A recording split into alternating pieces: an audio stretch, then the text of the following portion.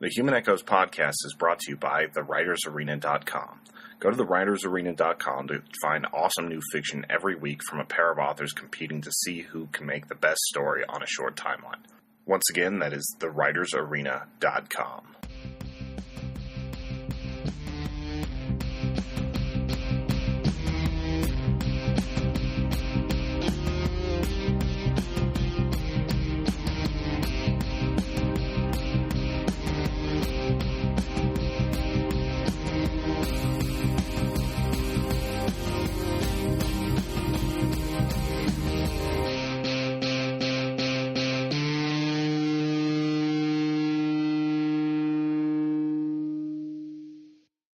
Hello, and welcome to the Human Echoes podcast. I'm Tony Southcott. I'm Albert Berg. We're bringing you the feel-good movie hit of the summer. Holy crap. I don't even know if this movie came out in the summer. I don't know. Definitely not feel good. No, like this movie made me feel worse than most movies ever have. Yeah, it's a movie. Definitely a movie. There are frames that happen sequentially, and scenes and a narrative that is put together. Sort of. Yeah, narrative. Man, you're jumping right in the review with this one, huh? I just wanted to say that. The feel-good movie of the summer, man. Well, now we have to. Now they're wondering what we're talking about, because they don't know. Let's listen to the very end of the last episode. What are they talking about? What's this bad movie? It's not really a bad movie, guys. It's just not a fun movie. It's a weird movie. Yeah, it's definitely not fun. It's a movie called Grace. It's a horror movie from 2009. And it is about a zombie baby. Zombabes. Which, it sounds more fun than it is. Yeah.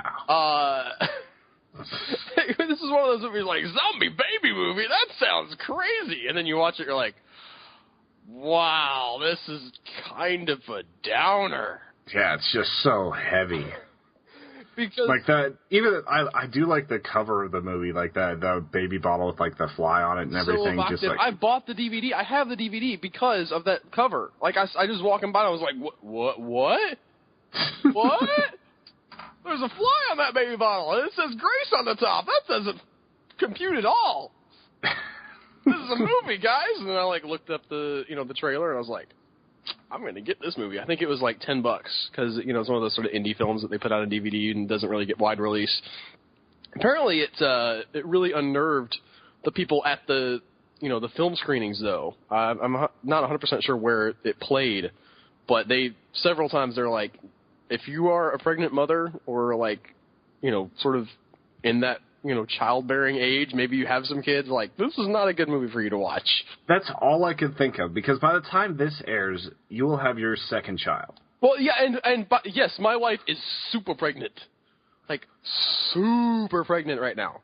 And she watches, my wife is awesome because she watches this movie with me and she's just like, I was actually going to tweet about that. I was like, I hope Ashley's not watching this. I really hope that she's not watching this. Did it not phase her at all?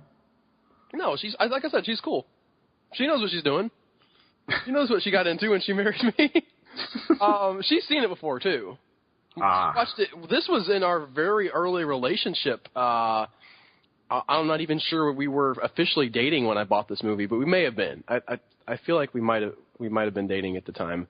And yeah, 2009 because we've been married for okay. So I was like. Yeah, we were engaged at that point.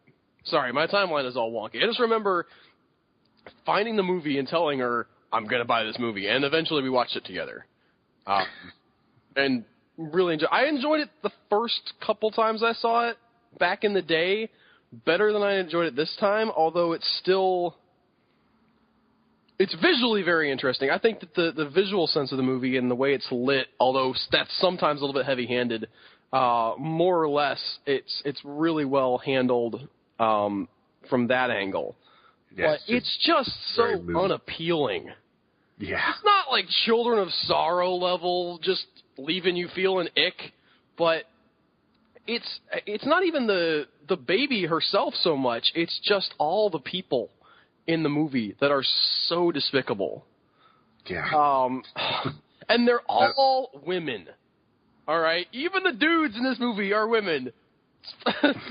for lack of a better term. I mean, this is the movie that's proof that just because a movie has a strong female protagonist doesn't necessarily mean that it's, like, pro-women. Yeah. They're all Well, like, the first thing you see is the stepmom just sitting there, like, stepmom's a judge, and she's just being generally a terrible person. Like, just the way she talks, the way she's a control freak, you can tell that you're just going to hate her already. Like, she's the stepmom that you really, really, really don't want. Or not stepmom, mother-in-law. I want to say, like, the first thing you see is the sex scene. And being super bored with the sex. Yeah. Which, from stuff that you find out later in the movie, it's like, some people, speculated that she's a lesbian and she's just, like, not into this dude at all. Personally, I think he's just not doing it right. I think it's a little bit of both. Like, she definitely had her college phase with the other lady that's in the movie, and, like, they're showing all these pictures of them cuddled up together and how they were inseparable and everything. The way she looks at the camera is like, I probably look that way whenever I'm at work, like, just doing a Java update for the 400th time. I don't want to, like, having sex for her is like you doing a Java update. Yeah. That is exactly the look on her. She's a little bit, like, she's happy. She has a smile on her face. She's kind of like, yeah, I'm okay with this. But she's not getting into it at all. She's just wanting the baby in her. Yeah. She says, put a baby in me, and she really means that's all I want you to do is put a baby in me. I don't need any, like, any pleasure from this, any stimulation. As long as you get your sperm up inside my junk, we're good.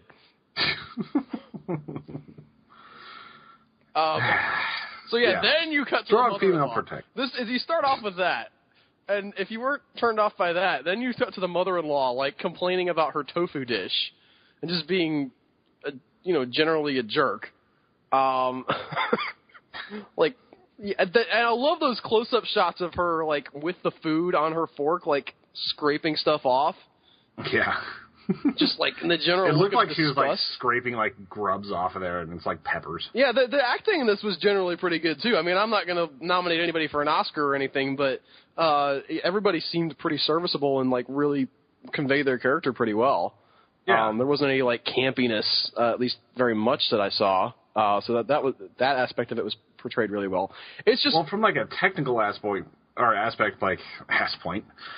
a technical aspect, the acting was fine, the movie looked fine, everything, like, there was good. It was just, like, that didn't lead to the 5.2 rating that it got on IMDb. Yeah, it is unappealing, and I don't know that... I'm still out on this movie. I'm still out on whether I like this movie, because it's really all over the place. It has some traditional horror elements, but it's played through this sort of feminist lens that kind of works. It's hard to tell what the movie's trying to say. Like, it's got this very feminist outlook. Everybody's lesbian unless they're a domineering woman who's, like, controlling their husband. It passes the Bechdel test with flying colors. I don't even know if a woman talks to another woman about a man in this movie. Like, all the dialogue between the women... They do for, like, 15 seconds. Like, her husband died, and she's like... Oh, I miss, like, I'll be by to pick up Michael's stuff. And that's, like, the most they talk about a guy that's off. Yeah, and that's the mother talking to the guy's wife. Neither of them seem to care that the son is dead. None really, like, there's no emotion there. There's barely any chatter that he died. I didn't even know he died, really, at the beginning. Like, I was like, oh, so they got in a car accident. Well, it did show him, like, smashed up against the glass, Tony, but I can, forget her tweeting or something about it. Yeah, I was looking up something. I was probably on IMDb wondering who somebody was. But her, like, her reaction right after isn't, my husband's dead, it's, I can't feel the baby moving. Which is your sort of big inciting incident, because she can't feel the baby moving. The baby has died in the womb, and the plot of the movie is she decides that she's going to carry the baby to term anyway. Now, she's pretty far along. I think she's within a month or, less than a month of delivering. So she decides, I'm going to go ahead and go to the midwife, going to deliver the baby like I would. We're going to say, like, it's a stillbirth. But the baby gets delivered. It's dead and everything. She holds it, and basically loves it back to life. This is a movie about a mother's love in the worst possible way. Yeah. But she loves it back to life, and it, of course, when you bring stuff back from the dead, it comes back wrong. Yeah. So the rest of the movie is basically her trying to, like, figuring out and then trying to find human blood for Grace to drink. Because that's all she wants. Yeah. She gets a little bitey. That's a spoiler. At the beginning, she just sucks really hard and, like, she's like, you gotta take it easy on Mom. And basically, she doesn't want the milk. She wants what's behind the milk. And it's just, but everybody, it's not even, like, the sort of horror, gory aspects aren't the part that are hard to watch. You know, the part where the fly crawls out of her nose, that's sort of a, like, like, kind of teen scream, shocker moment that, I mean, it'll squick you out if you're into that, because the baby's dead, obviously. Like, she's got flies all in her, in her room, and so at one point the mom goes to check on her, and there's a fly in the baby's nose, and it crawls out. So, and then, like, a few minutes later, there's, like, 50 flies under the screen, so you know they're all coming out of the baby. No, they're on top of the screen, Tony. I thought they were below it. Yeah, no, you misunderstood that perspective. She puts the screen over them, and it's not within, like, 10 minutes. It's... I know it's like... Were you imagining a cloud of flies just flying out of her mouth and nose? Like, it was like that demon in Constantine. Yeah, no, this is a different movie, Tony. The flies are just attracted to the dead meat that's still alive. Which is I liked how they played up how she was just so crazy vegan and everything. Like, just everything had to be, like, perfectly non-processed. And she's, like, watching those animal, like, torture videos on, like, the Animal Channel or whatever, just, like, make sure she's, like, still militantly vegan and everything. Can I get a T-shirt that says "Kinder Cuts" or "Cleaner Cuts, Kinder Kills"? Because that would be the most hipster T-shirt I could think that you could wear. I'm sure it's doable.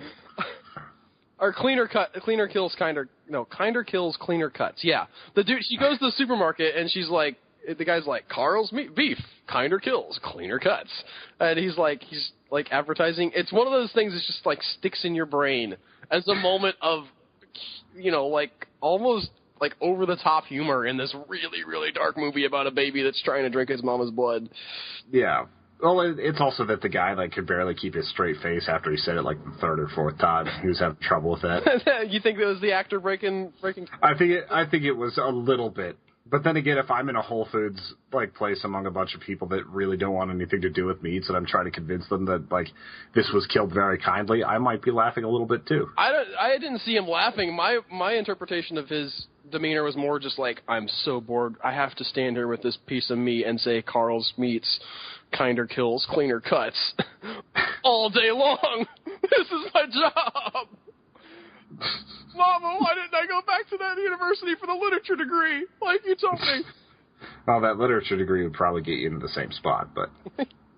Yeah, he has literature. Don't tell my girlfriend that. She'd be very depressed.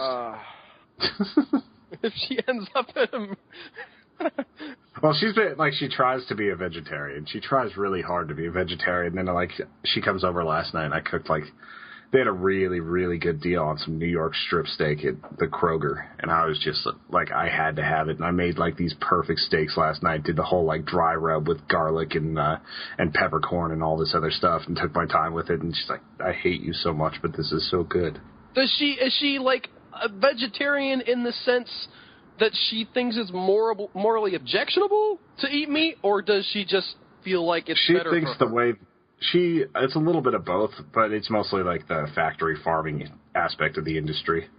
Like that, a lot of times you don't know, like, if your meat's been treated okay beforehand, and a lot of times it hasn't. Right. So she's, like, uncomfortable with how the industry produces meat, and so in general she says, I don't feel good about this, but she's not militant about it. No. I can totally respect that. I hate when people, like, get in your face and go, don't you know how they treat those cows, Tony? How dare you eat meat? Like, get out of my face a little bit, all right? If you have an issue with it, I understand. We can discuss that, and, it's probably, there's some legitimate concerns to be had, but when some people go very angry and over the top with their, personal issue, and you just think, like, all right, back off a little bit. I don't need this all the time or at this intensity. Yeah, it's, well, anytime you start trying to, like, explain extremism and stuff like that, extreme views to anyone where you don't take a very kind approach, you're not going to have a whole lot of luck.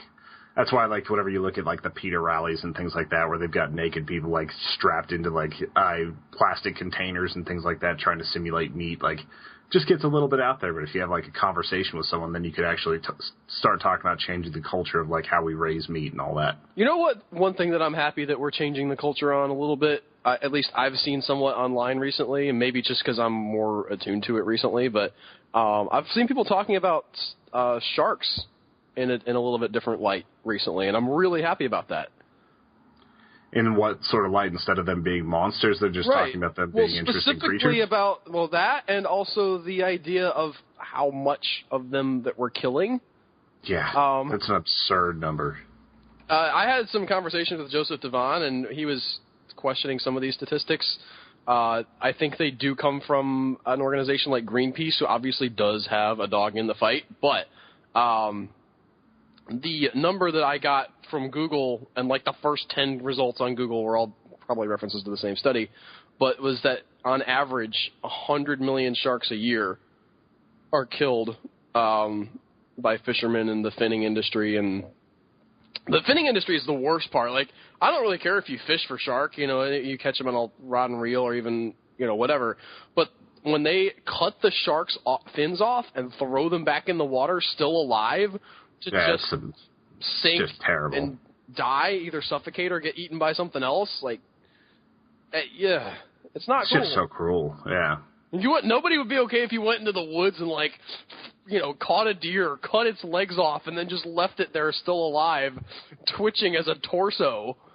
Yeah, I'm pretty sure most hunters even would probably want to leave you in the forest the same way if you did that to an animal. Right, and it's just because, sharks aren't cuddly or cute or sympathetic in any way, so we can just do whatever we want to with them. Yeah, but they're like such incredible creatures. They are incredible creatures. They don't kill hardly any humans at all. The stats that I looked up was really interesting, and obviously these are incomplete because they're going back to the 1500s, but the number of recorded shark kills of humans since the 1500s, since we have the earliest records of a shark kill, all the way up until the present day, fewer than 500 people. Yeah. Have been killed. I'm sure that, there were some unrecorded ones out there at some point, but still, you're probably still under 1,500 years. It could be up, as many as 1,000, Tony. Well, it's how many people get killed by coconuts every year? It's way more than sharks. The number of people that get killed by deer every year in the U.S. alone, over 100 people get killed by deer every year by collisions with cars, and I want to say I think it's 20,000 are injured. It's a ridiculous amount of, the cost on the medical community from collisions with deer is not insignificant. Yeah. Having to deal with that. I've always heard that the worst thing to hit is moose, though. Yeah, but not very many people have moose, and they're also not. I was actually driving up the steamboat the other day. Well, the problem is whenever you hit a moose, it's so tall that you just take out its legs and it falls right where you're sitting.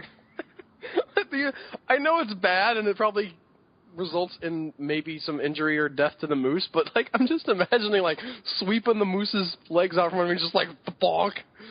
It's got a very comedy style ring to it because of the giant. Of course, you have the giant horns, and those look silly and yeah. But I don't. Maybe I'm wrong, but a moose, the way they're built and the way I've seen them move, it doesn't strike me that they're going to just dart out in front of your car. Yeah, not as often. There's a few parts in Colorado where there's just tons of moose though. Although it's interesting. You're allowed to hunt one in your life basically. You're allowed to get one permit for it. You still have to get a lottery too, right? Yeah. You can't just go and be all right, I'm ready to kill my moose. You have to apply, and at least that's how it is. I know that in Wisconsin. That's how it is here. In Colorado, they I didn't realize that bighorn sheep were the most sought after thing for hunters in this country. They're pretty cool.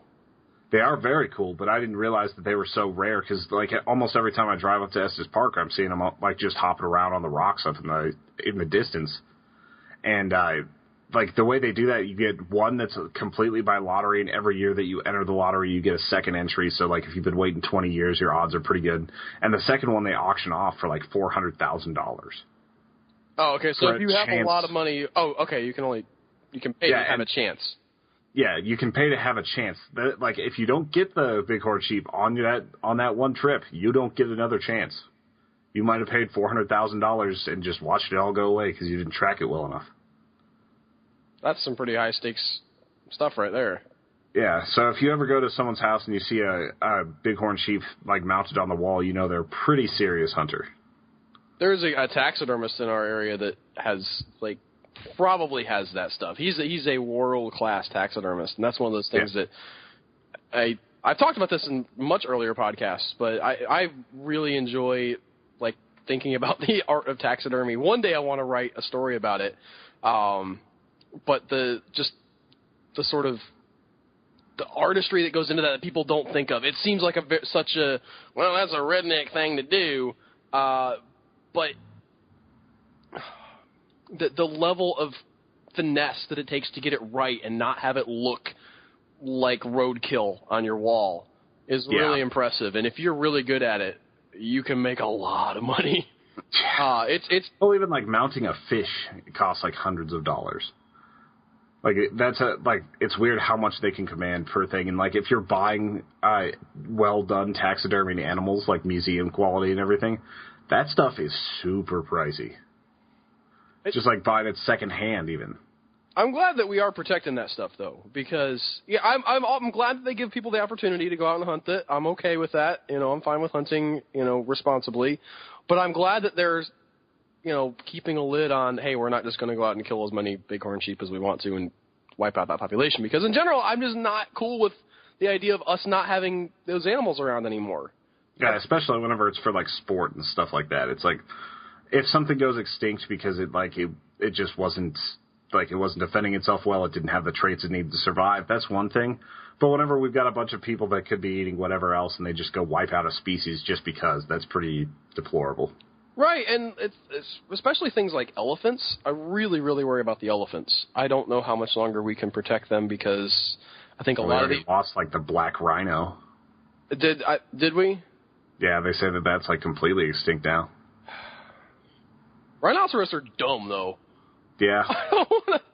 I realize that's not actually a good point to make, but the thing that first got me interested in this topic, the book In Brightest Africa by I forget what the guy's name was, Carl somebody.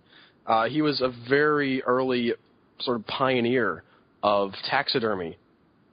He talked about rhino and how it charged out of the brush.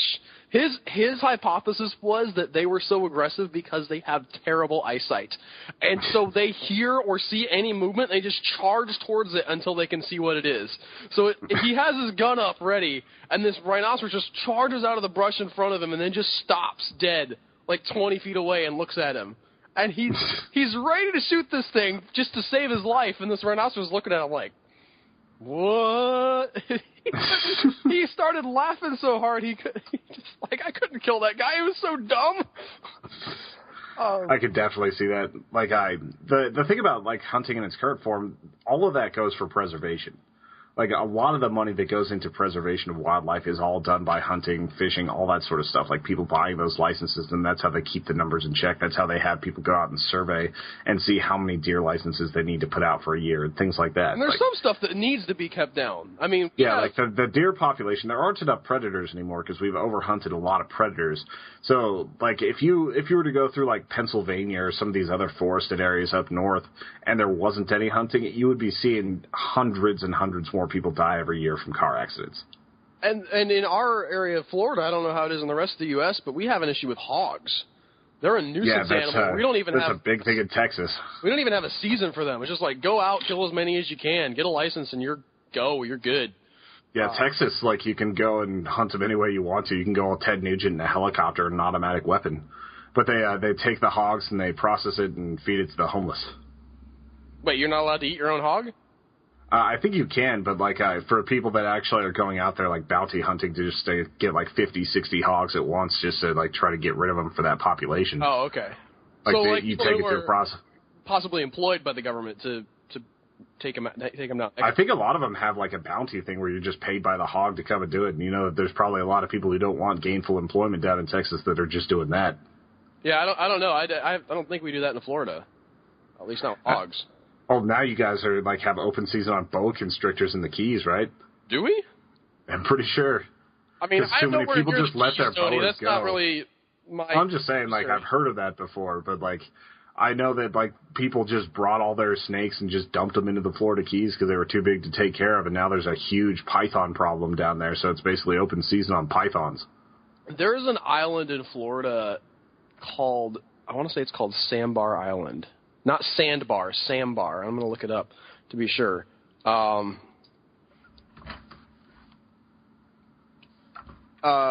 maybe it's a Sandbar deer. Yeah, okay. I'm pulling this up here. Sandbar deer, St. Vincent Island in Florida. They are these like giant deer with these huge forking tines on their. I mean, it's massive antlers, but they're from Africa, and we have them in Florida because this one rich dude bought like an entire island, and imported the whole all these animals. I'm going to send you a link so you can see them, Tony. All right. The people on the podcast can't see them, but I want. Well, they can if they go to humanechoes.com and look at the link dump. Yes. All right. Go gothunts.com. Anyway, those are definitely interesting looking deer. There is this island in Florida, St. Vincent Island, 2 nights out of the year, like consecutive nights, like it's a weekend, and they open it up and they let like 200 people go out there in a boat, and you can't take any equipment except for like a gun and a bicycle. There's no, recreational vehicles or anything like that. You've got to hunt them down based on manpower and a bullet. And it's 2 nights out of a year. I talked to a guy who was going to do it, and it's just really interesting that, it was left over from this guy who made his fortune selling fire trucks of all things. And he imported all these different animals from Africa. And they basically, after he kind of died and his family was like, what are we going to do with all these animals? They left the island sort of to the state of Florida for a conservancy thing. So we have all these like African deer roaming around this island that you can go shoot if you want to. That's crazy. A hunting portion of the podcast. Yeah. Have you ever heard of that Snake Island? No, what is that?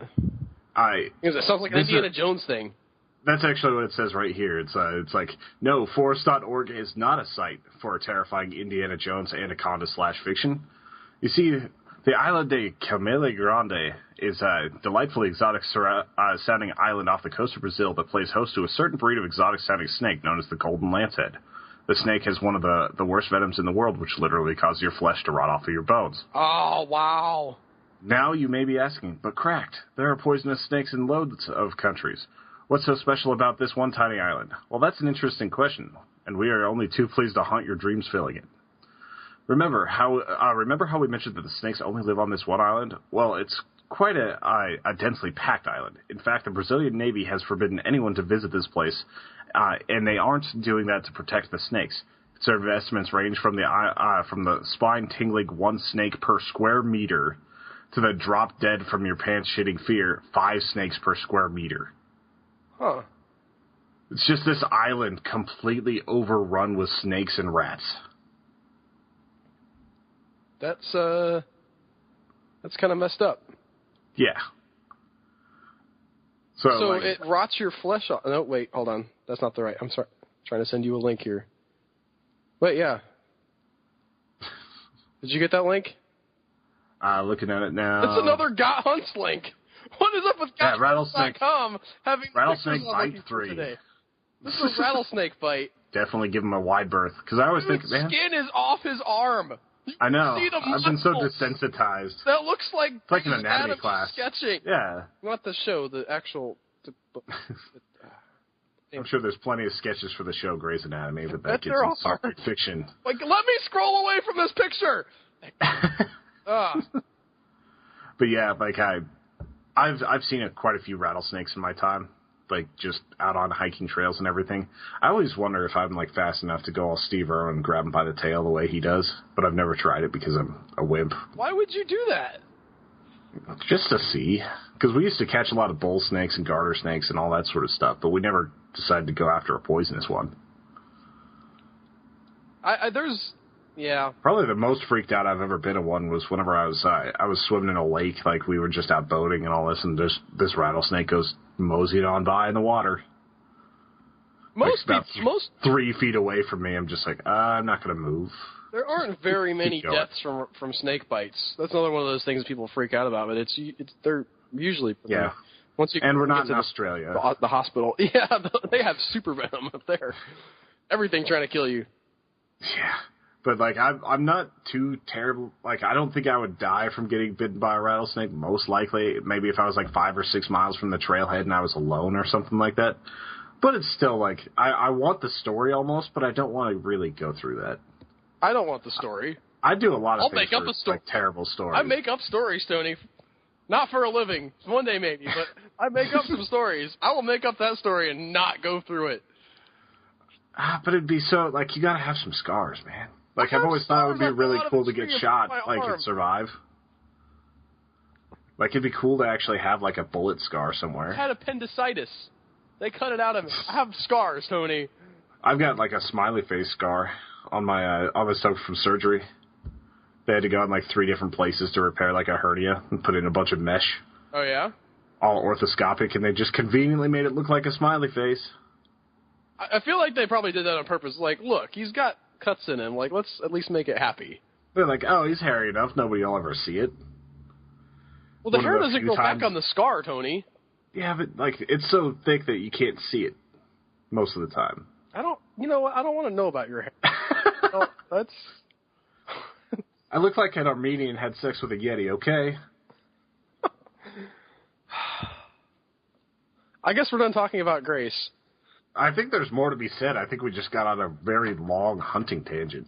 Well, I feel like I said most of everything I wanted to say. It feels like a movie that kind of has a message but doesn't know what it is. The message is eat organic, cleaner meats, better kills, kinder kills. That's the message. Yeah, I guess. No, that was yeah, if we go any further, we're going to get into spoiler territory. I'm not sure there's anything essential other than, like, that one doctor being kind of a creeper. I liked how character-driven the story was.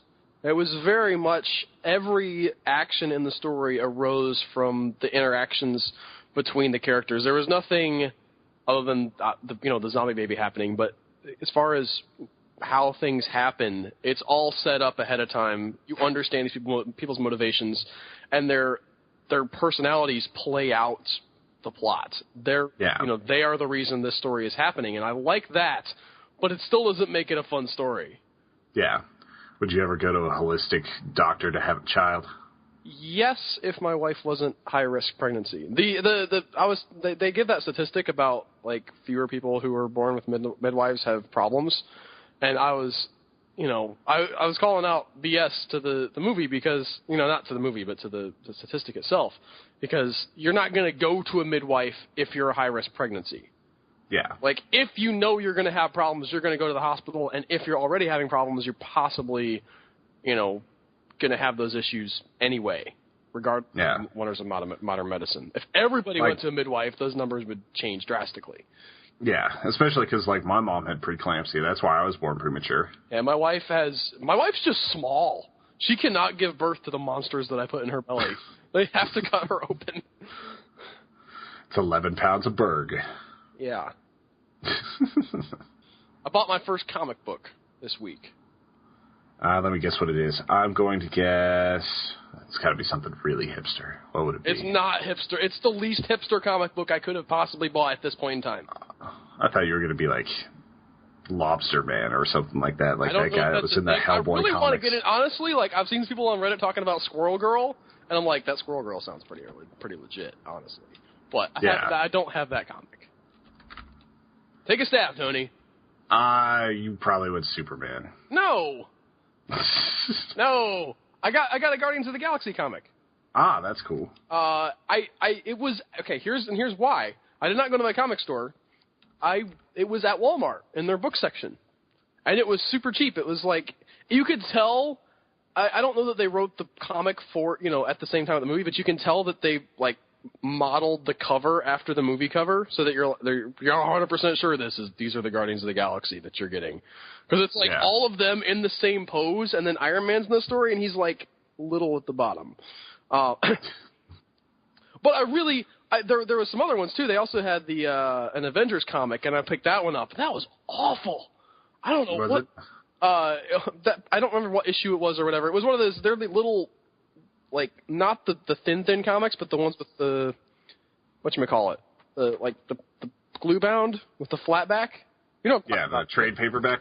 Sort of, yes. Not really thick, but several issues together. And it's a really good deal. It was like $5 for that. Apparently, those usually cost like 12 or 15. Yeah. You send me a link, Tony. I just wanted to let you know that the lobster guy I was talking about wasn't fake. There's a Dark Horse comic called Lobster Johnson. He looks pretty legit, honestly. He's got and he was in a few of the Hellboy comics, and he was awesome. Like I haven't bought his own comics yet, but I probably should. Like, it's Mike Mignola illustrated and everything, so it's got that really cool style. Like, it's pretty cool. That's a comic book I'd probably get into if I had the money. It's really a money issue with me, which is why I bought this. I was like, hey, it's only $5. I will get it. It was actually advertised as $4, and I got to the register and it was $5. I was like, that's $4, but I'm going to go ahead and pay for it because it's 1 o'clock in the morning, and I don't have to bug the cashier ladies that I kind of like friends with. Yeah. Complain about it, so that's an extra $1, and I'm getting it really cheap anyway.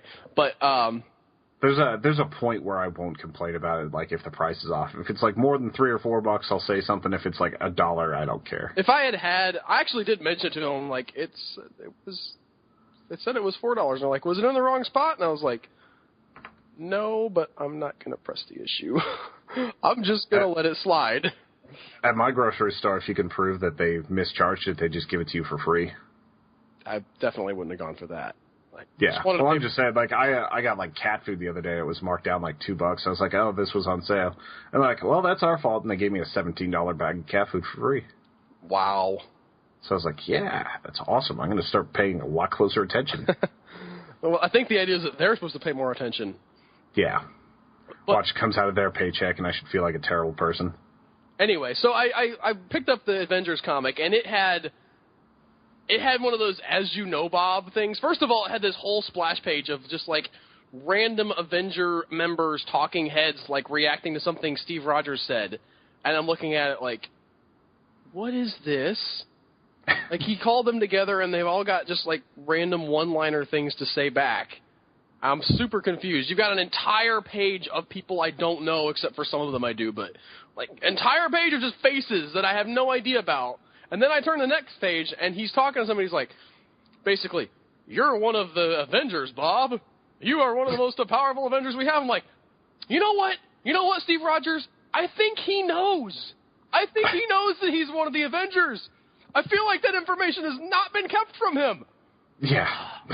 So I got super upset about it. I was like, I'm not buying this comic. So I put down, and I got the Guardians of the Galaxy comic that they had, and that one was so cool. Like, I could nitpick some stuff, but it had the visual, the drawings were so amazing. I don't even know what you call them. The art. It's art. It was the colors and the shading, and there were several pages with no dialogue at all, and you could totally tell what was happening with no dialogue. Like, it's just sort of like a montage. So it's like a cinematic style comic. It's so gorgeous. I haven't finished reading it. People are going to get mad at me for that. Like, why didn't you finish reading it? I've been busy, all right? But I was super excited. My first comic that I've ever bought in my life for myself, and I think it's a good one. At least what I've seen so far. I'm happy with what I got. I could see myself definitely getting into Guardians of the Galaxy. I'm just excited for the sequel because of all the all the other characters that they're going to be able to bring out, and it's such a good series. I heard a really, really great fan theory for Guardians of the Galaxy. Oh, yeah? This is not a spoiler per se. I mean, it's something from the movie, but it's not like revealing any major plot point. But Jason Quill's father is not someone that he knows. And his mom at the very beginning of the movie says, your father was an angel of light. And so the movie sets up, that there's some mystery about who his dad is. Yeah, they almost set it up to be like Michael Rooker was his dad with the way they were talking, but who? Definitely wasn't. The blue guy. He says at the end, he's like, it's a good thing I know. That's why I'm saying, I kept wondering, if why he was calling him son and stuff during the movie was, intentional. Oh. And then they said that at the end, and I was like, oh, okay, so he isn't. Okay. Yeah, anyway. So I heard some people talking. First of all, the guy who did the movie, James Gunn, said it's not who it is in the comics. It's somebody different. They've sort of taken a break from the comic continuity and gone a little bit different way. And he said it's an idea that we've been passing around, between the top 2 or 3 people at Marvel, him and Feige and Joss Whedon, talking about who the dad is. And I heard this fan theory that made me so excited that Star-Lord's dad could be Loki. That would be interesting. That would be so interesting, right? Because then if Star-Lord's dad is Loki, that opens up Loki's motivation and makes him a much more, to me anyway, interesting character, because that explains why he's so pissed off at Thor for getting to, if he had a relationship with a human woman that he legitimately loved, and for some reason, let's say Odin forced him to leave Earth and said, no, you can't be sexing up that human lady, you're a god, you're supposed to do more, and then Thor gets to go and hang out with Jane Foster all the time, I would take over the Earth too, Tony. If I was a guy, I'd be like, screw you, dude. I didn't get to have my lady love. You get to have yours. I'm going to go and wreak some havoc on this world that you say you love so much. I was there first, buddy. And then that would definitely work with the timelines and everything, because that was in the 80s when he was born, or the 70s, late 70s. Mm-hmm. That would be awesome. Also, it would, once they actually figure this out and there's a whole conflict, if Loki's still kind of a bad guy and maybe even working for Thanos in Avengers 3, if Jason Quill ends up with the Avengers supposed to be fighting Loki and then it's his dad. You get the Darth Vader moment. Yeah, he's going to have to, you can just see sort of his whole snarky attitude getting sapped away for a moment, being like, this is my dad. And them both sort of coming to that. I think Loki's a little bit more cuddly than Darth Vader. I think he would actually have a a reaction to his son, which you could argue that Darth Vader did too, but he would really be like, oh, I have a kid? Wow. This is to me now. So, because I don't think he would have done, assuming that it is his kid, he wouldn't have done all the stuff that he did. Although, no, yeah, he would have to know because he would have sent them after him. Yeah. And he would know he's off Earth because, okay, it all works. Anyway, yes. That's an awesome fan theory. I don't know if it'll ever come to fruition, but I could definitely see it working. I can see it working really well. I don't want to talk about it too much because if it becomes one of those things that's out there in the mainstream conversation, I'll be like, oh, we're going to steer away from that now. I don't want that to happen. Sounds awesome. Yeah. Chris Pratt's fallen into this role that's probably going to be remembered for a long time. It was such a good movie. I'm going to go see it again today, I think. I read a really good article by my favorite reviewer that I always bring up, Film Crit Hulk. You guys really especially you writer people, really need to go and read his stuff. But he was talking about the humor in Guardians of the Galaxy and how expertly crafted it was. He was talking about, he said there is a valid point to be made that the story is not perfect, but people underestimate how well done the humor in this movie is because there's never a moment in this movie where someone tells a joke, for lack of a better word. There isn't a character in this movie that exists to be the joke character. There's no caboose. Yeah. Guardians of the Galaxy. If you guys watch Red vs. Blue, you get the reference. Otherwise, whatever. The zany character, that doesn't exist. All of these people are fully realized, individuals with their own motivations and personalities, and the humor comes from this natural in-world interaction between things they would actually say. Not ironically, not sort of winking at the camera. We get all that humor from real, actual interactions between the characters and, based on their psychology. Yeah. I think back to the bar scene where they're watching those, lizards eat other lizard rat things, and like Drax is just saying all this stuff, and since he's so literal and everything, it just sounds so hilarious. And then you just see Rocket saying some smart ass things off of him. It's all just like it occurs. It's a conversation. It's a flow. It's not like everything stops deadpan and like then they drop the joke like you were saying. And it's great too because there are some moments in Guardians where they don't like because that humor is so real in the movie. It's a real reaction, interaction with them when they get serious. When Rocket says the thing he says after they stand in a circle, that moment is like it just hits you like a ton of bricks. With the yeah. Not the I don't want to spoil it so I don't want to say it out loud. You want to beep it or something so I can? Yeah, go ahead and beep it. When he says, "You're asking us to," that moment was like it's real, and all the if they had been sort of these throwaway joke characters, it wouldn't have played as well. Anyway, I'm kind of riffing on everything this guy said in his column, and you should definitely go read everything that Film Crit Hulk ever writes, ever. I've been harping on this guy forever. Does he have any books? He does. He has Screenwriting 101 that you can buy, and it's awesome. Here is a little bit of a warning. He writes in all caps. Because he's Hulk. Like, that started out with, like, the Drunk Hulk Twitter account and then moved on to him, didn't it? I think so. Or who started first? I don't even know the history. Drunk Hulk used to be really funny. It just got old after about a year and a half of following. I still enjoy his jokes. I could probably get back into it. I just unfollowed him like 2 years ago or something. I still following him somewhere, but he's slowed down a little bit.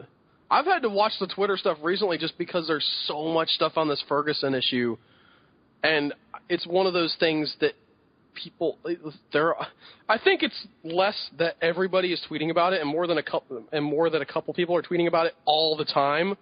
Yeah. But it's one of those things where people are so visceral about how they feel about this thing, and it's one of the like we have no facts.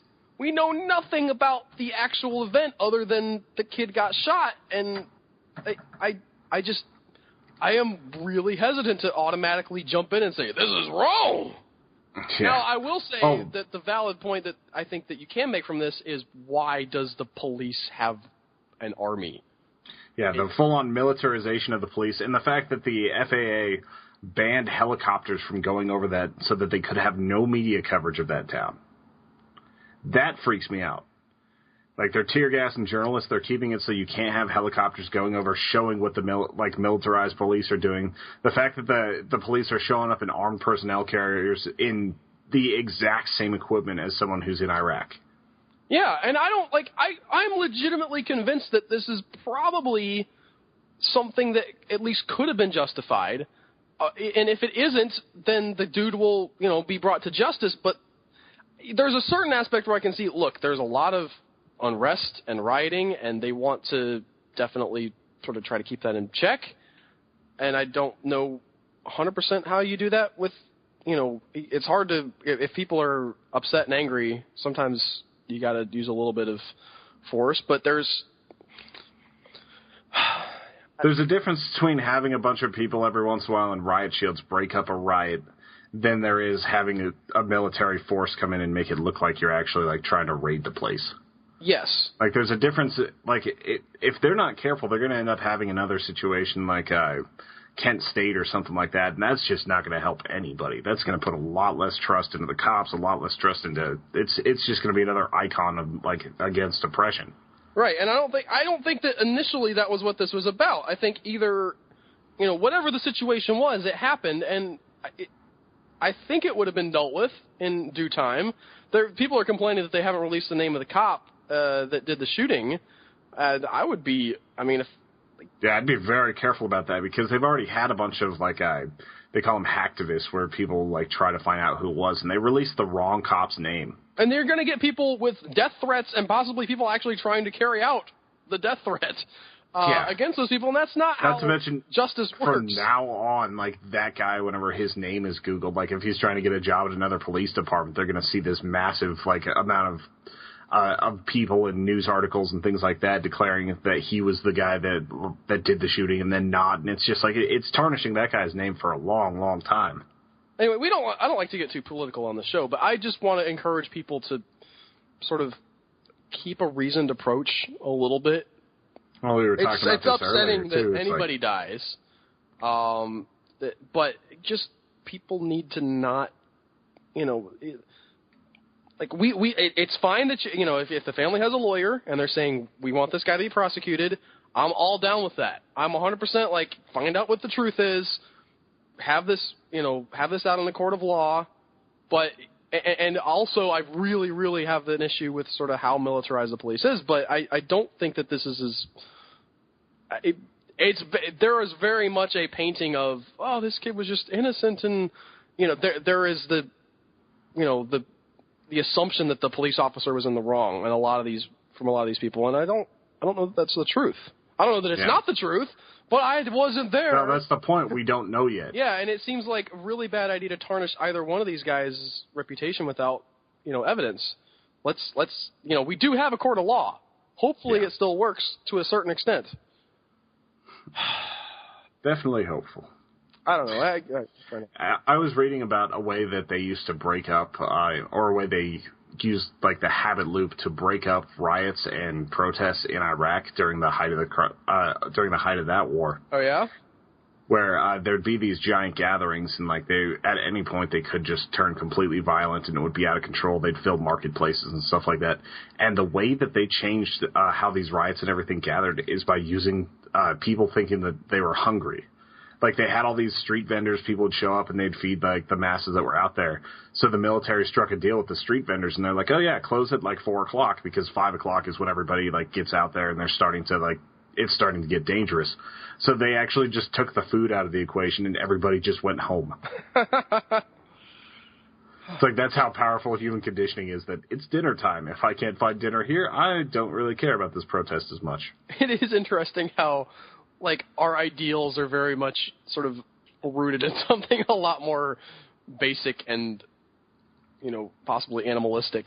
We have all these like, sort of loftily crafted ideas that we've made for ourselves, and this is what I believe in. And then, just, like, the basic needs of human necessity kind of take over a lot of times. Well, I don't have to believe in that. You got a hot dog? All right, yeah. Convictions bound by meat. I wanted to mention I finished reading Moby Dick recently. Finally, I had a goal. To get it done before my birthday, right? Like I just turned 29 on August 14th, and I was coming up on it. I was like, I've been reading this book for almost a year now, on and off, not like constantly every day I'm reading Moby Dick, but I had been, I'd been in it, taking a little bit of a break, kind of read some pages here and there. It's super long, so long. Not that that's a complaint. It's just, it's long. Yeah. So sorry, go ahead. I'm getting ready to start Count of Monte Cristo, like after Rorschach Text, and that's like a 47-hour audiobook, so it's going to be a long one. So I end up like. We've also, at the same time, I talked about this last week, we've been trying to get AJ to sleep in his bed. So he was, he gets up, he bangs on the door, he's like, Mom, Mom, Mom. I go in there like, AJ, get in the bed, your nap time. So I was in there, I was like, Ashley, I'm going to go in there and try to help him nap. I'm going to lay in there, keep him sort of calm so he knows we haven't left him or something. I don't know. I'm figuring this stuff out. I don't know if that's the right decision or not. Maybe that makes him more likely to get up. But he was in his bed, so I was sitting there reading Moby Dick. He gets up out of his bed, and I'm like, okay, kid, lay down. You need to lay down. We're in the room. It's dark. He finally lays down on the floor for a little while, and I'm reading Moby Dick. He gets up off of the floor, and he has this really goofy grin on his face. Just this, like, kind of a smirk. And he does this walk toward me that isn't really a walk. It's like him rocking back and forth on his hips, like just from like taking the tiniest steps possible, just sort of like inching toward me, like, you can't see me moving because I'm going super slow. And the weirdest thing, I must have seen too many horror movies at this point because I just had this image of all of a sudden, the smirk on his face, I was like, his eyes are about to turn red. Smoke is going to come out of his nostrils. He's going to be like, I am the cursed one, Beelzebub incarnate. I was like, oh, what are you doing, kid? Like, my imagination just instantly, like, added all that stuff in as he was just, like, sort of, like, walking toward me with a smile on his face, like, Kids are creepy, man. They can be. They can, especially when they're rocking back and forth, like, walking toward you super slow. I did finish Moby Dick, by the way. Super great book. You should have just started reading him Moby Dick, because Moby Dick is what Ambien takes when it wants to go to sleep. You shut up, Tony. That is a great book. No, I just remember trying to read it whenever I was in, like, 7th grade. I wasn't ready for it. I think I've discussed this before, but how come nobody discusses the gay stuff in Moby Dick? Is there gay stuff in Moby Dick? Listen, Tony. It is a ship full of men on the high seas, and they are hunting the white whale, Moby Dick, for his sperm. It does not get more overt than that. So is it a social commentary about gay men on the sea? It's a social commentary on everything. Like, the whole gay stuff is just sort of like, I don't know. I mean, it's not. At the very beginning, Queequeg and Ishmael like end up sleeping in a bed together, and one of them mentions like, now we're like we're married, we're sleeping in a bed, and it like there's nothing 100% overtly sexual, but then again, the other hand, they're talking about sleeping together like they're married, so you take that however you want to. I think you look for a lot of this, like in one of my stories a while back, you're like, so the giant stinger goes into the giant orb thing, and it's named Hymenoptera, and you're saying it's not about sex? Yeah, it was no, it's about a sex. genus. Listen, okay. First of all, that was you, and this is Herman Melville. He did not do stuff by accident. Every chapter in this book is here for a reason. I guarantee you, he knew what he was doing when he wrote this book. But there's like the whole. It's a lot more than that. I'm making a joke about the gay stuff, obviously, although I do actually think that that's legitimately something that he put in there. But he all a bunch of semen going after sperm. Yes, they even talk about like how much they like kneading the sperm in their hand, and like how good it feels running over their, like how soft it makes their hands feel. I'm telling you, it's not subtle. I'm finding out all sorts of weird things this like week. 8 chapters of cytology to get to that. You're just like, okay, and you move past without noticing. See, I'm learning all sorts of weird things this week. I didn't know that Moby Dick was about a bunch of gay stuff on a boat, and I didn't know that there were Nazis in The Sound of Music. Joseph is so disappointed in you. No, I've never seen it. The only thing I've ever seen is like that 4-second clip of the one blonde lady like running through the hills with her arms out. And I figured it was going to be like just some random musical about like someone getting a hangnail or something. Why would you make Everyone has AIDS? Somebody getting a hangnail? I don't know. Musicals are pointless. I didn't know there was Nazis. Are you more interested now that you know that there's Nazis? A little bit. Yeah, that's a whole, like, historical drama set against the rise of the Nazi party. That's, like, the entire subplot of the movie is the Nazis coming to power. Excuse me. Was the Nazis coming to power. See, I thought it was just about nuns. Yeah, the nuns, like, are dealing with the Nazis coming to power. I've got the hiccups now. That's not good for a podcast, Tony. It's not acceptable. On a side note, I didn't know that, like, have you ever had kombucha tea? I don't know what kombucha tea is. It's basically like the hippiest thing you could make. It's like this fermented tea. Like, I was telling someone about, like, the lemonade I made last week, and they're like, oh, yeah, I'm going to set you up with a setup to make kombucha, because I've had kombucha, and it's really good. Like, it's basically like a soda that's actually good for you if you do it right. I did not know that took something called a mother, which is basically a crazy ball of bacteria. Okay. So, like, basically, kombucha tea, like, I knew it was fermented a little bit, and I knew that takes, like, yeast or it takes some sort of bacteria. I knew it was very probiotic. I didn't realize that you basically just make a big pot of black tea and throw a ball of, like, mold-looking substance that people call a mother into it. That's what they do with bread, too. What do you think yeast is? I know, but it's just weird. It looks like table mold. Like bread mold. It's just weird. You're too sensitive, Tony. No, I'm gonna do it. I'm gonna do it. I'm gonna make my own kombucha, but I didn't realize that it took like some ball of just oddness. I didn't know it was called a mother. I thought it was like, oh, I'll go buy a package of yeast. I'm gonna look it up. Let's see what it looks like. Yeah, it's like a big patty of fat is what it looks like. There's nothing wrong with that. Maybe I was looking at something different, but it was just absurd, like the one she showed me. But she also was like, oh yeah, I got this off of a jar in my house. Made it into a mother. Okay. So, now I'm not sure I want to drink that kombucha. I've never heard of kombucha. I had to, Google it to find out how it was spelled. How awesome is that, by the way? Being able to get Google to tell you, no, you really mean to spell this. I was like, yes, I do, Google. Yeah, yes, I have a bad habit of misspelling words so badly that spell check doesn't know what I'm doing. So, Google's definitely my best friend on that. Did it look like that, Tony?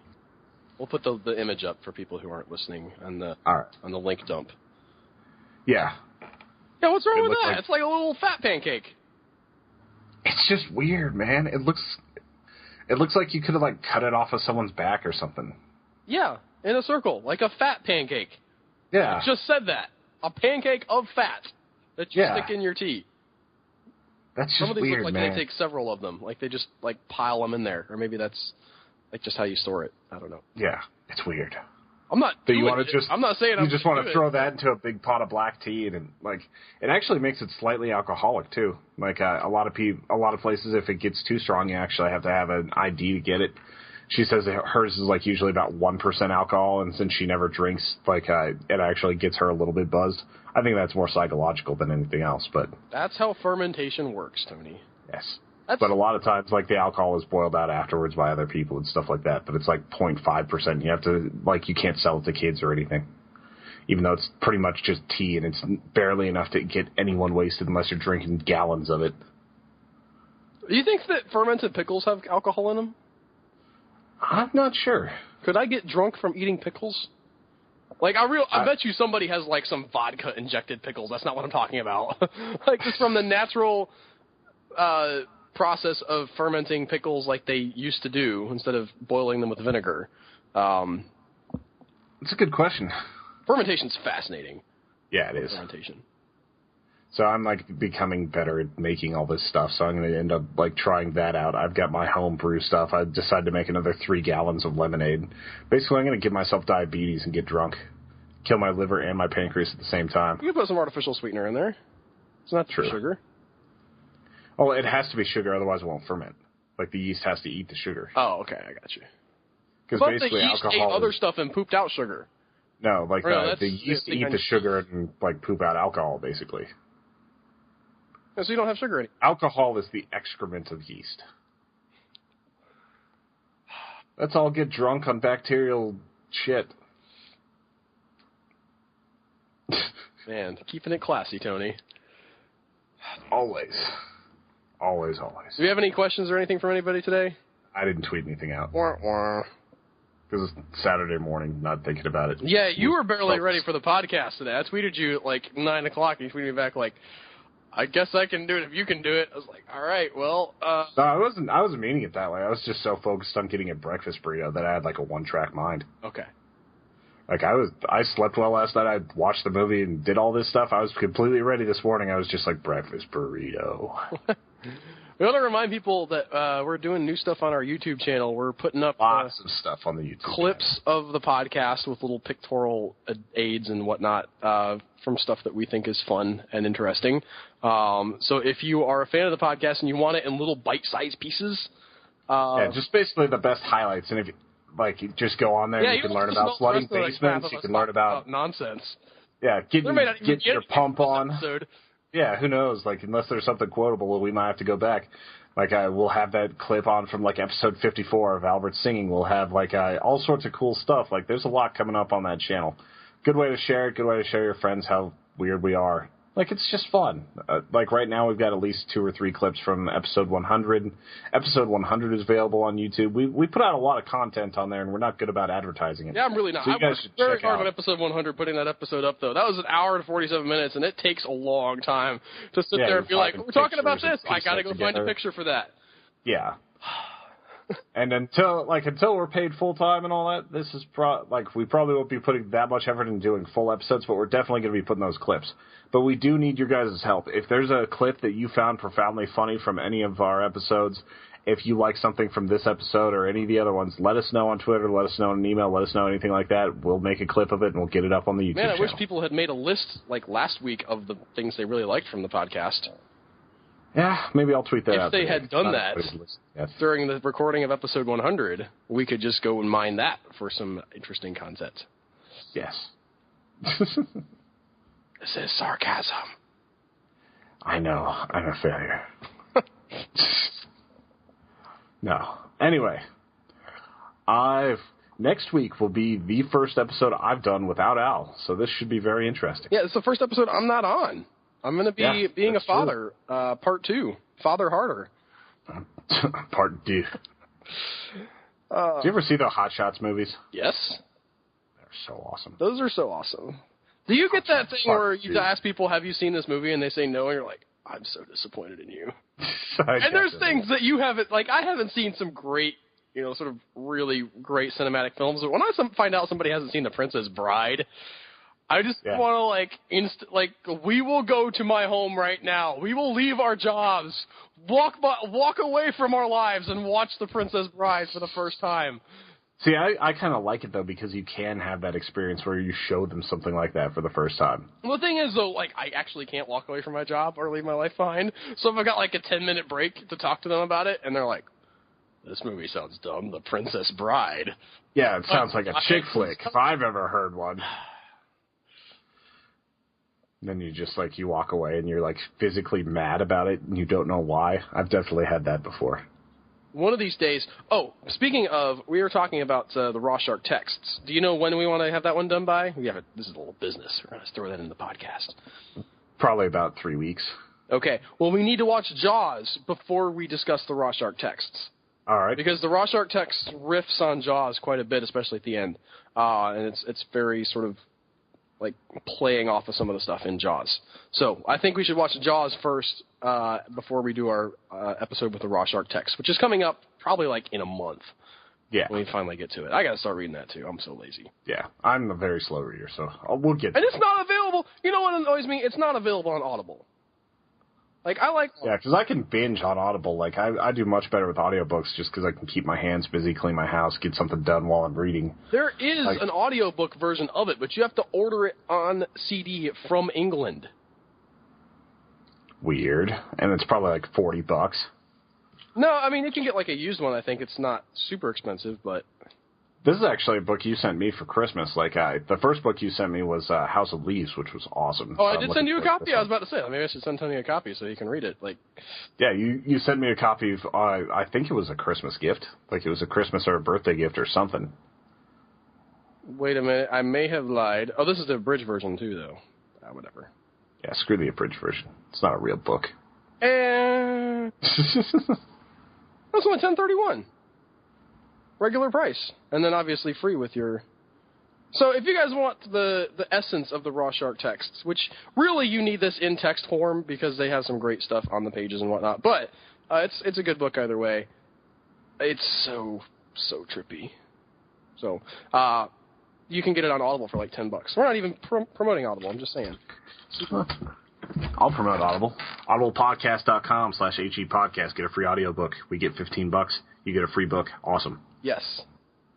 Oh, yeah, you can. If you guys haven't signed up for our Audible, a lot of our listeners already have done the free offer. But if you're not in Audible, you can definitely go to, what he said, audiblepodcast.com/HE podcast. Yep, and I just listened to Helter Skelter because I was always I was tired of not knowing exactly what the deal with Charles Manson was. So pick up the Raw Shark text or any other audiobook you want for free for the first month, and you can keep that whether or not you decide to go with Audible. And speaking of sponsorship and stuff, mostly we are sponsored by y'all and just sending us money directly, which sounds super skeezy when I say it like that. We call it the tip jar. HumanEchoes.com. Tip jar is on the right-hand side. There's a lot of ways you can help us. If you guys actually go to our website, you can share, like if you share anything, if you leave reviews, tip jar is an excellent way. Checking out our YouTube channel, just anything that kind of spreads the word or sends us money directly, we are eternally grateful. We're grateful that you guys even like sit here and listen to us for an hour. It's an amazing thing. We always say this every week. You guys are awesome. You're the reason why we do this. So thank you so much for that. But yeah. If you got a couple extra bucks, you'd like this show, just feel free to toss it there. If you feel like you got $1 worth of value out of it, and yeah, I think that's it. And next week, Tony will be doing whatever Tony's doing with whoever he's doing it with. Probably Danny Brophy, possibly Joseph Devon. We will see. Hopefully you guys don't leave the podcast because I'm not here. Because I'm awesome. Oh, I always figured that's what would happen whenever you and Brantley did your thing, but it turned out to be okay. What, that they would leave because it wasn't you? Oh, yeah, okay. Yeah, I'm the there. star, man. I'm the star. I'm not the producer. I'm the talent, you know. I don't want to have Brantley on again. He's a lot of fun. I wouldn't mind actually being on there with him because I haven't had a chance to talk to him either. Yeah, we've had Hannah on as a host before too, and need to have her back someday so she can tell the story of the craziness that has happened recently with her move. I won't spoil any of that. He's been reading Grimm's Fairy Tales, which I talked a couple episodes back about the weirdness of Grimm's Fairy Tales, but he has been reading, he got the giant leather-bound version of Grimm's Fairy Tales. He's been reading that and telling me the stories in those books, and that is some trippy stuff. Maybe we should make a Grimm Fairy Tale flash fiction contest for our next one. Maybe? I don't know. I don't know how you would come up with something that's more bizarre than anthropomorphic coal talking to anthropomorphic straw, and also anthropomorphic, what's the other thing? A bean. And they all, fall out of the fire and decide they're going to go run away from the old woman who tried to burn them all. And I'm sure you could make some sort of racist joke out of that. I don't. Okay, I see where you're going with that, but no, we're not doing that. Anthropomorphic beans, man. I thought you were talking about the coal and the straw. I was more thinking of the beans. Anyway, they're weird, is what I'm saying. They're super bizarre. A lot of the ones you think you know you didn't. Like, Cinderella has a whole thing. She doesn't have a fairy godmother in the original thing. She has a bird, a dove that sits in a tree, and she talks to, she has command over the birds of the air. And there's this dove. You're telling me that she was schizophrenic? That she had some of that Tesla bird love going on? Well, you know how, the mice in the movie sort of knit her the dress? In the original story, she just goes to the bird and she's like, "Can I have a cool dress?" And they're like, "Yeah." And they just drop it down out of the tree. There. And then it's so bizarre. They probably had to go all Hitchcock with it, all bird style, and steal a dress off some woman. I'm just imagining her, commanding the birds now. She is the master of the bird race. Kind of like how Willard is master of the rats. I never saw that movie. Well, maybe we should watch it sometime. Is it on Netflix? Yeah. I'm not sure. No, we have to wrap this up, Tony. For a while. Yeah, we're going to wrap up. Kind of ask people for money and everything. Yeah, we ask people for money and we're giving them bonus. Anyway, you guys are awesome. Check us out next week. Wish Al a happy birthday and a happy birthday to his son, since they're going to be pretty much a week apart. It's awesome. Birthday. Yeah. I'm so scared. And, send him money so he can afford to, pay for his baby. Things like that. Have a good one, guys. Bye.